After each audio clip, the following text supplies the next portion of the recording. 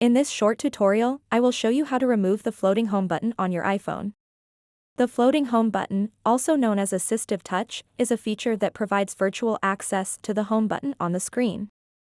Some users may find it helpful, but if you prefer to have a cleaner interface without it, you can easily remove it.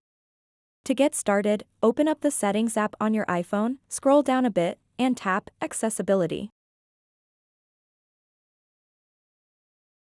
After that, tap where it says Touch. And then tap Assistive Touch.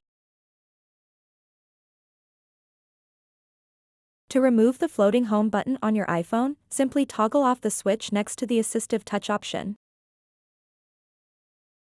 Once you've toggled that off, the floating home button will be gone from your iPhone screen, giving you a clutter-free experience. So that wraps up this tutorial. If you have any questions about this whole process, please let me know in the comments section below. And if this video helped you out, please give it a big thumbs up and subscribe to this channel for more tutorial videos like this one. Thank you so much for watching, and have a good day.